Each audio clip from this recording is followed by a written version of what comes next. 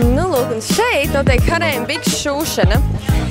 Šāds bikses tādiem cilvēkiem karstā laikā ir ļoti populārs, jo viņas ir vieglas, viņas ir ērtas, var gan dejot kapoeiru, gan uzkāpt kalniņā, gan nobraukt lejā pa upi.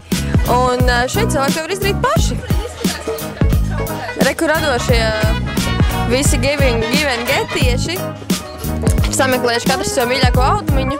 Nu, tik ķerās pie darba. Man nav nejausmas, kā tieši to dara.